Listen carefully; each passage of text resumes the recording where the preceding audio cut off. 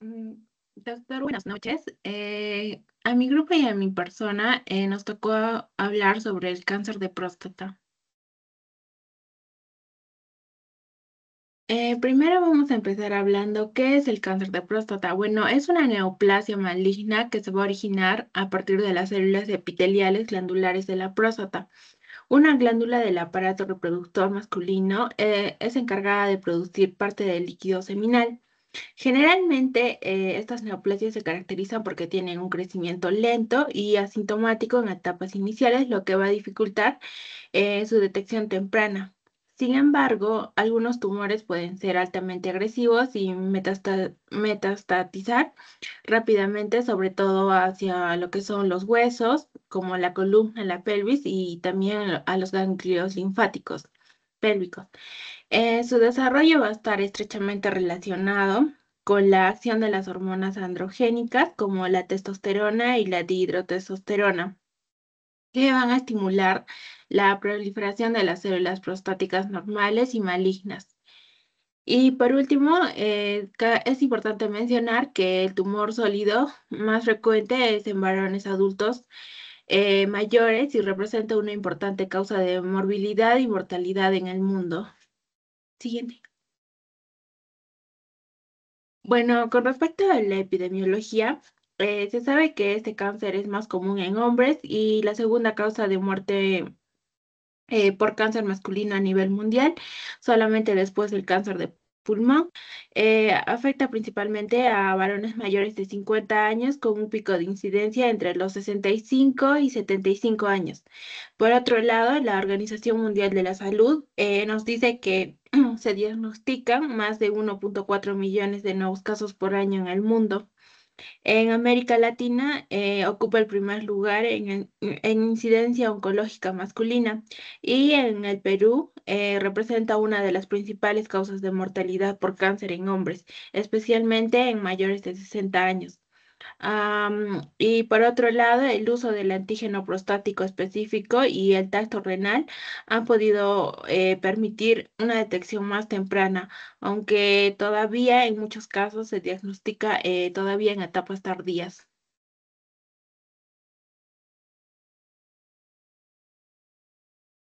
Bueno, la etiología, con respecto a la etiología, el cáncer de próstata tiene una etiología multifactorial en donde van a intervenir factores genéticos, hormonales, ambientales y dietéticos. La edad es el principal factor de riesgo. La probabilidad de desarrollar el cáncer prostático va a aumentar de manera exponencial con la edad, siendo raro antes de los 45 años. Por otro lado están los antecedentes familiares, donde el riesgo se va a duplicar en caso de que el familiar sea de primer grado, como el padre o hermano. Esto debido a las posibles herencias de mutaciones genéticas. También tenemos los factores genéticos de mutaciones como el gen BCRA1, el BCRA2, el ATM y el CHEK2, ¿no? Y estas formas se van a asociar con un cáncer más agresivo. También tenemos los factores hormonales como la testosterona y la dihidrotestosterona, que van a estimular la proliferación celular prostática. También tenemos los factores ambientales y dietéticos, como las dietas ricas en grasas animales y carnes rojas, que son procesadas, también el bajo consumo de frutas y verduras y antioxidantes. Y por otro lado tenemos al sedentarismo y la obesidad, que se han asociado también a un mayor riesgo de tener el cáncer de próstata. Y con respecto a la raza y a la herencia, se ha visto que los hombres de raza afrodescendientes presentan mayor incidencia y también algunas veces tumores más agresivos. En cambio, la incidencia va a ser menor en hombres asiáticos y otros posibles factores podrían ser la exposición prolongada a lo que es el cadmio, pesticidas, hidrocarburos aromáticos o también antecedentes como infecciones crónicas prostáticas y el consumo de alcohol excesivo. Gracias. No, bueno, con respecto bueno, el caso clínico que vamos a presentar es que el paciente refiere que desde hace aproximadamente 8 meses presenta dificultad progresiva para orinar, manifestada por un chorro urinario débil y entrecortado. También tiene necesidad de realizar esfuerzo para iniciar la misión, una sensación de vaciado vesical incompleto. También tiene nicturia de 3 a 4 veces por noche y goteo postmiccional. En los últimos 2 meses el cuadro se ha agravado, apareciendo un dolor en la región lumbar baja que se va a intensificar por las noches, acompañado de pérdida de peso de aproximadamente 5 kilogramos. Además, ha notado la presencia ocasional de orina teñida de sangre, es decir, una hematuria leve y, bueno, también no refiere fiebre, disuria ni otros síntomas urinarios o sistémicos asociados. Con respecto a sus antecedentes personales, tiene hipertensión arterial tratada con losartán, no tiene antecedentes familiares conocidos de cáncer prostático, no fuma, tampoco consume alcohol. El examen físico, el paciente es delgado, está orientado y tiene facies de dolor. El abdomen no tiene masas, tampoco tiene un globo vesical palpable leve. Al examen del tacto rectal se vio que vio una próstata aumentada de tamaño en grado 3. Está irregular y es nodular y tampoco presenta el surco medio. No hay dolor a la palpación y sin embargo hay dolor a la percusión en la región lumbar. En los exámenes de laboratorio se vio que había un PSA elevado con 58. También un PSA libre total estaba también elevado. Por otro lado, la fosfatasa alcalina tenía un valor de 380, que también estaba elevado, y por último se le realizó la biopsia prostática, que dio positivo para el adenocarcinoma acinar prostático. Al final, el diagnóstico fue cáncer de próstata, adenocarcinoma acinar, en estadio clínico 3. Gracias.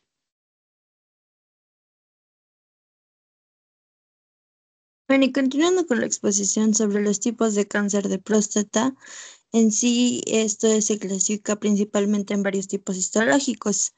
Dentro de ellos está el adenocarcinoma acinar, que es el tipo más común y representa alrededor del 95% de los casos del cáncer de próstata.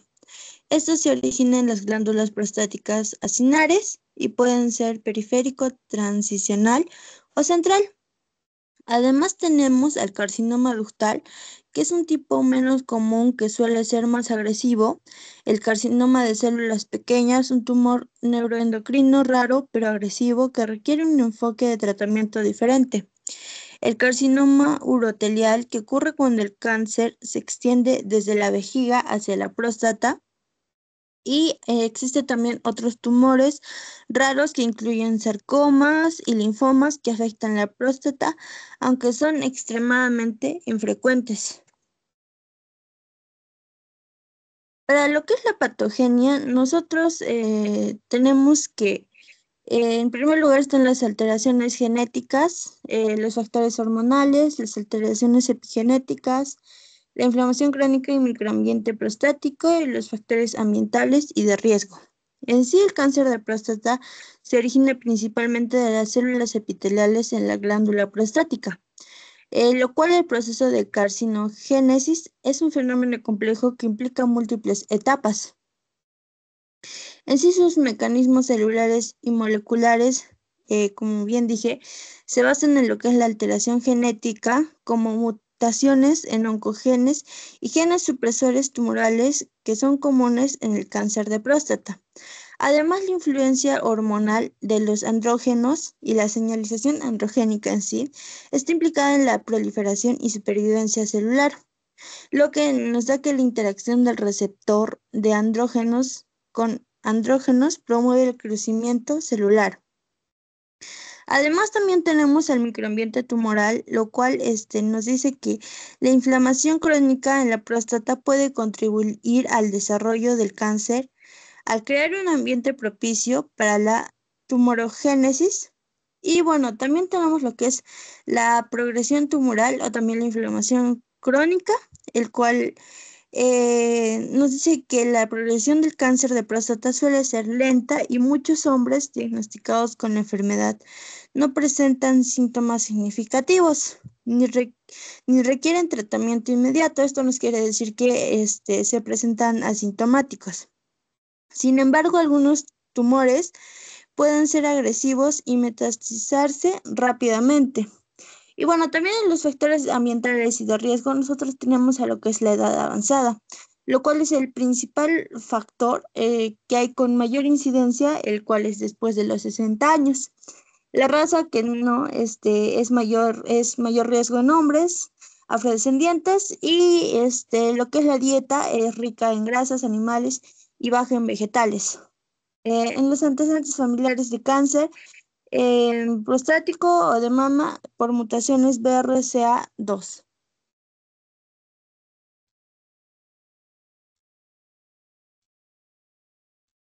Bueno, en cuanto al cuadro clínico de este tipo de cáncer prostático, suele ser asintomático en las etapas iniciales, es decir, que los pacientes no van a presentar molestias al comienzo, pero sin embargo, a medida que esta enfermedad va a progresar, van a aparecer algunos síntomas urinarios por la comprensión de la uretra, el crecimiento de este tumor en la próstata. Entre los síntomas iniciales se encuentra la dificultad para iniciar o detener la micción, el flujo urinario débil o entrecortado, la nicturia, que es la necesidad de orinar varias veces por la noche, disuria, presentan ardor al orinar y también una sensación de vaciado incompleto de la vejiga.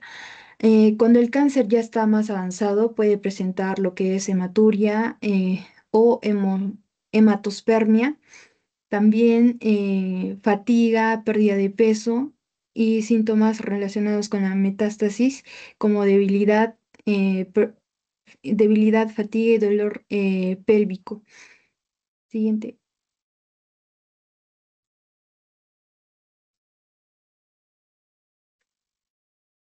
Pasando al diagnóstico, primero con el examen físico, donde se hace el tacto rectal, el cual nos va a permitir detectar nódulos o zonas con consistencia dura en la próstata. Eh, Tal como vemos en la imagen, se puede realizar en 4 posiciones el tacto rectal, en la posición de pie con inclinación, en la posición de cúbito dorsal o en la litotomía y en la posición de cúbito lateral o la posición de Sims y por último la posición genutopectoral. Eh, También luego se solicitan pruebas de laboratorio, entre ellas la medición del antígeno prostático, donde este marcador se suele elevarse en los casos que son de cáncer de próstata, aunque también puede aumentar en algunas enfermedades benignas, por lo que no es exclusivo. También se puede realizar biopsias prostáticas para confirmar histológicamente. También se puede realizar estudios de imagen como una resonancia magnética o una tomografía, donde se va a detectar este metástasis. Siguiente. Eh, en cuanto al diagnóstico diferencial, bueno, es importante distinguir el cáncer de próstata de otras patologías que pueden ser similares, por ejemplo, la hiperplasia benigna de próstata, que consiste en que es un crecimiento no maligno del tejido prostático que va a comprimir la uretra, donde el paciente va a presentar dificultad para iniciar la micción, flujo urinario débil, nicturia y sensación de vacío incompleto. Mm, Aquí también el PSA puede elevarse ligeramente, pero ya en la biopsia es donde vamos a tener que confirmar que no hay células cancerógenas, o si es que sí hay, entonces ya vendría a ser lo que es el diagnóstico de cáncer de próstata. En el caso de la prostatitis crónica, pues se trata de una inflamación persistente de la próstata generando, bueno, generalmente es de origen infeccioso inflamatorio y va a generar al paciente dolor pélvico, ardor al orinar, disuria, molestias al eyacular, fiebre baja o malestar general. Esta se va a diferenciar por los síntomas, ya que son de tipo inflamatorio, mejoran con antibióticos y además es de forma aguda. Se presenta a diferencia del cáncer de próstata que mientras va avanzando recién va a presentar los síntomas. Em, Finalmente tenemos el cáncer de vejiga, que consiste en ser un tumor maligno que se va a originar en el epitelio vesical. Como vemos en la imagen, el paciente va a presentar hematuria indolora, urgencia y frecuencia urinaria, dolor suprapúbico ocasional. En este caso, el tumor se va a originar en la vejiga, más no en la próstata, y se va a diagnosticar mediante una citoscopía que nos va a permitir observar directamente el tumor dentro de la vejiga.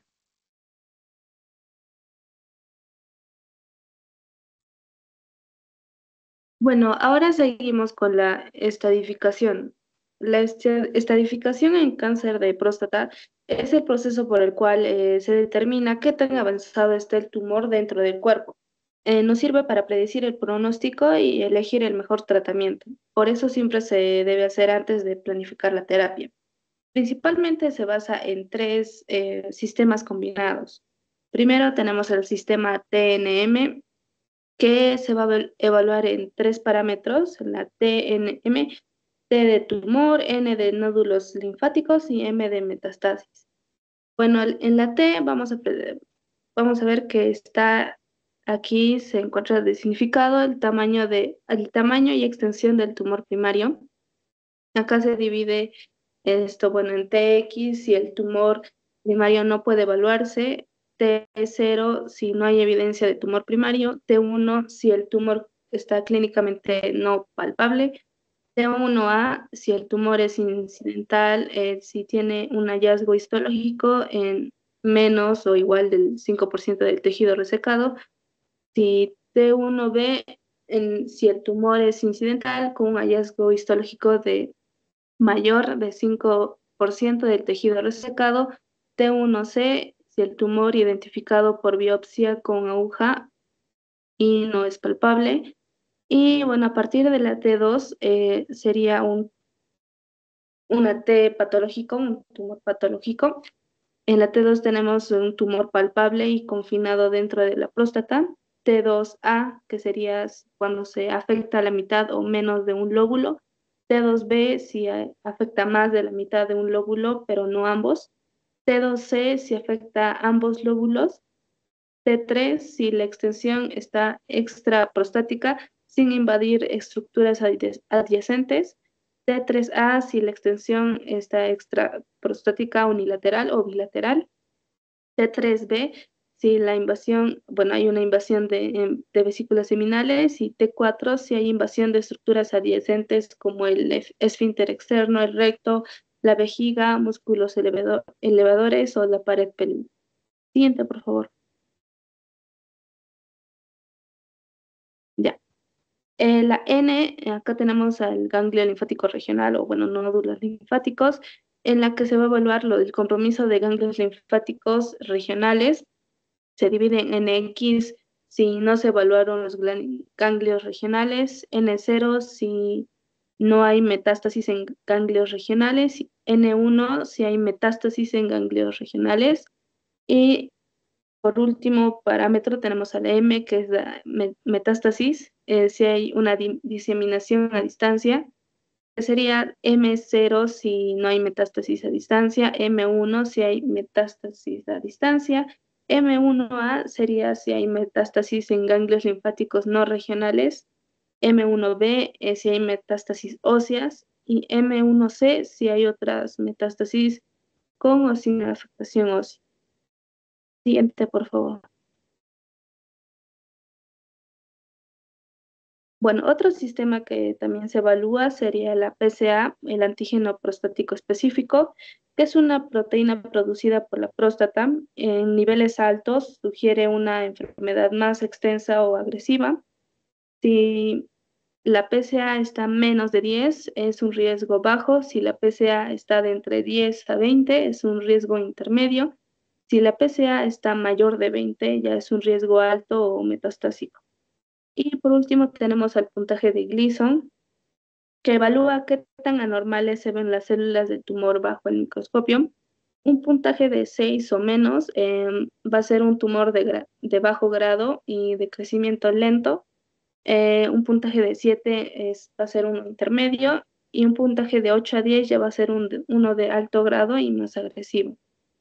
Siguiente, por favor. Bueno, estos tres factores, que sería el sistema TNM, la PSA y el puntaje de Gleason, se van a combinar para agrupar los cánceres de próstata en niveles de riesgo o estadios clínicos que van a determinar el tratamiento. En este caso, de bajo riesgo, estadio 1 a 2A, aquí vamos a encontrar a los que se encuentran en la T1, T2A o con puntaje de Gleason menor o igual a 6 y una PSA menor a 10.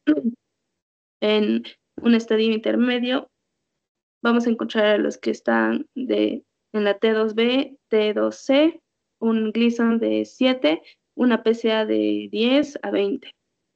Si está en uno de alto de riesgo, vamos a encontrar a los de T3 o PSA mayor a 20 o un Gleason de 8 a 10. Vamos a encontrar que hay ganglios positivos, los que están en N1 o M0. En los metastásicos va a ser cualquier T o cualquier N o una M1. Siguiente, por favor.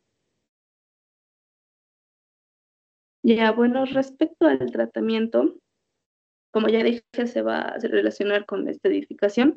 En caso de que el paciente esté de bajo riesgo y que, bueno, tenga una expectativa de vida de menos de 10 años, se va a recomendar una vigilancia activa, controles periódicos sin tratamiento inmediato.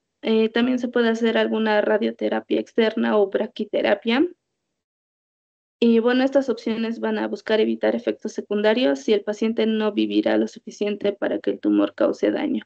En el caso del paciente, de que el paciente tenga una expectativa de vida de más o igual a 10 años, se le puede hacer una radioterapia externa, braquiterapia o prostatectomía radical, más una disección de ganglios pélvicos. Y también puede mantenerse vigilancia activa si el tumor es muy localizado. Y bueno, su supervivencia va a ser del 85 a 95% a 10 años. En el caso de las personas que estén en estadio, bueno, intermedio, eh, bueno, el objetivo sería un control local más hormonal. Se le podría hacer una radioterapia externa más ADT corta o, bueno, cirugía. Su tasa de supervivencia sería de 70 a 85% a 10 años. Ya. En alto riesgo, en el estadio de alto riesgo, va a haber un tratamiento combinado. Se va a utilizar la radioterapia externa más la braquiterapia más la terapia hormonal por 2 o 3 años. Y a veces se añade un docetaxel o quimioterapia para poder mejorar resultados. Su supervivencia va a ser de 50 a 80% dependiendo de la extensión del tumor. Y bueno, si hay ganglios positivos, va a haber una terapia hormonal de por vida, sola o combinada con radioterapia externa. Si la enfermedad ganglionar es limitada, se va a utilizar la radioterapia más terapia hormonal de por vida. Y bueno, su supervivencia global a 10 años va a ser de 35 a 60%.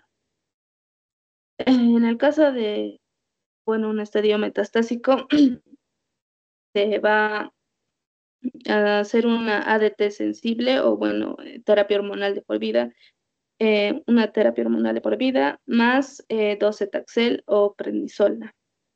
En una ADT resistente, cuando el tumor ya no responde, se va a intentar con nuevos antiandrógenos o radiofármacos si hay metástasis ósea. Y bueno, también una radioterapia paliativa y bifosfonatos para poder controlar el dolor y proteger los huesos. La supervivencia media es más o menos de 3 años para enfermedad metastásica inicial, M1. Y bueno, si es que hay una recaída, se tiene que controlar la recurrencia y se utiliza una radioterapia o terapia local de rescate. Siguiente, por favor. Ya, y continuamos con lo que es el artículo, el cual nosotros hemos escogido. El artículo que tiene por título Radioterapia externa como rescate en pacientes con cáncer de próstata, postprostatectomía, radical en recaída bioquímica, experiencia de 10 años, el cual en la introducción nos dice, ¿no?, que la alta frecuencia del cáncer de próstata es la neoplasia más común en varones a nivel mundial. En Venezuela, el 2021 fue la primera causa de muerte, bueno, de los 3.792 casos, y también la de mayor incidencia de 3.277 casos nuevos. Además, también nos dice sobre la importancia del PSA, el cual es un antígeno prostático específico, es un marcador sensible y específico del tejido prostático. Su medición en hombres mayores de 40 años permite el diagnóstico precoz y el tratamiento multidisciplinario. Nos dice que el manejo requiere la participación de urología, anatomía patológica, oncología médica y radioterapia oncológica. En enfermedad localizada se usan cirugía radical, radioterapia externa y la braquiterapia. También nos dice sobre la clasificación y riesgo, el cual se emplea en la clasificación NSCA-N del 2022, respaldada por AUGA, Astra y ASCO, basada en TNM, en Gleason, en niveles de PSA, porcentaje de afectación en biopsia, estudios imagenológicos y genéticos complementarios. Además, también nos habla sobre la recaída bioquímica post-prostatectomía, el cual es después de la prostatectomía radical, el PSA debe ser menor de 0.04 y también hay una elevación mayor de 0.2 en dos mediciones sucesivas, el cual indica una recaída bioquímica. En este escenario, la radioterapia externa de rescate es el tratamiento más indicado. El objetivo en sí del estudio es presentar la experiencia de 10 años del grupo GURBE en el uso de radioterapia externa de rescate en pacientes con recaída bioquímica post-prostatectomía radical. En lo que es el material y los métodos, los criterios de inclusión y exclusión fueron los siguientes, el cual los pacientes con diagnóstico de cáncer de próstata, pacientes con en falla bioquímica, histología con adenocarcinoma, Gleason de 6 a 10, PSA mayor a 0.02, criterios de exclusión fueron lo que es pacientes con MTA ganglionar a distancia o también otros histológicos como segundos primarios, aquellos que no culminaron el tratamiento radiante o con radioterapia previa. Bueno, en lo que es las imágenes, nosotros vemos a un paciente que se está haciendo lo que es los estudios y también vemos en la segunda imagen lo que es la radioterapia en un paciente con cáncer de próstata.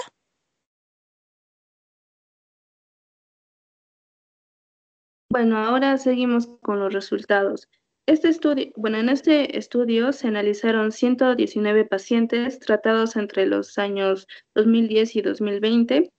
La edad promedio de estos pacientes fue de 66 años. La mayoría de los tumores fueron de tipo T2C, lo que significa que estaban localizados en ambos lóbulos de la próstata, y en menor proporción T3A y T3B, que ya indican una extensión mucho más avanzada. En cuanto al riesgo, predominó el grupo intermedio desfavorable con un 38.7%, seguido del intermedio favorable y el alto riesgo. Esto muestra que la mayoría de los pacientes tenían un riesgo medio o alto de progresión. Las técnicas de tratamiento que, bueno, nos indican en el artículo es que se utilizó la técnica de radioterapia más usada. Bueno, más usada fue la de BMAT con un 94.1%, seguida de un IMRT y RTC3D. Estas técnicas, bueno, permitieron aplicar la radiación de forma más precisa, concentrando la dosis en el tumor y protegiendo los órganos cercanos como la vejiga o el recto. La dosis total fue en promedio de 7.000 centigrade, que es la cantidad de radiación administrada durante todo el tratamiento. Las complicaciones agudas durante el tratamiento, bueno, la mayoría fue que los pacientes no presentaron efectos secundarios graves. En el caso del sistema digestivo, el 83% no tuvo complicaciones y solo un pequeño porcentaje presentó molestias leves o moderadas. De forma similar, las complicaciones urinarias fueron leves, con un 68% sin síntomas y pocos casos de grado 1 o 2. Siguiente, por favor.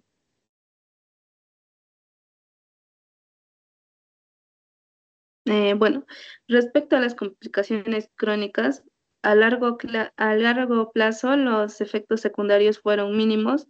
El 97.5% no tuvo problemas gastrointestinales crónicos y el 93.3% no tuvo complicaciones urinarias, lo que, bueno, demuestra que el tratamiento fue seguro y bien tolerado. Y respecto a la sobrevida, como vemos en los gráficos, los resultados de supervivencia fueron muy positivos.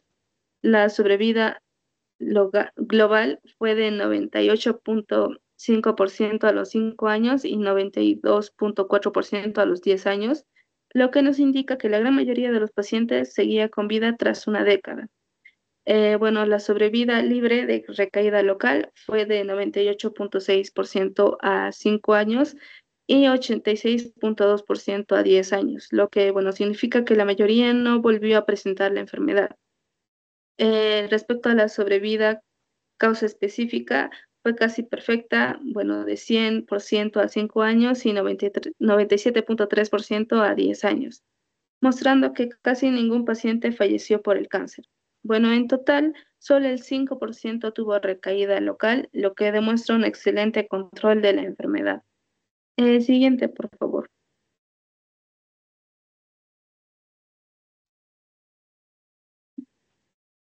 Bueno, respecto a la discusión, en el artículo nos presentaron que, bueno, se presenta que después de una prostatectomía radical, el PSA debería ser indetectable. Bueno, su aumento indicaría una recaída bioquímica. Comparado con estudios internacionales, los resultados fueron similares o superiores en control de la enfermedad y sobrevida. Y bueno, las técnicas VMAT e IMRT permiten una radioterapia más precisa y segura, reduciendo la exposición a órganos vecinos. Bueno, también se vio que las complicaciones gastrointestinales y genitourinarias fueron mínimas, mostrando una buena tolerancia al tratamiento. Y bueno, por último, la radioterapia de rescate mostró una alta efectividad y baja toxicidad en pacientes con recaída bioquímica. Siguiente, por favor. Ya. Bueno, concluyendo, la radioterapia externa de rescate en pacientes post-prostatectomía con recaída bioquímica es segura, efectiva y bien tolerada. En el artículo también se presentaron excelentes tasas de control local y sobrevida comparables con, bueno, la literatura internacional. Las técnicas modernas como la VMAT y el IMRT, bueno, mejoran la conformación de dosis y reducen los efectos adversos. Y el uso de la radioterapia guiada por imágenes o hipofraccionamiento puede acortar el tiempo de tratamiento sin comprometer la eficacia. Bueno, siguiente. Muchas gracias, eso sería todo.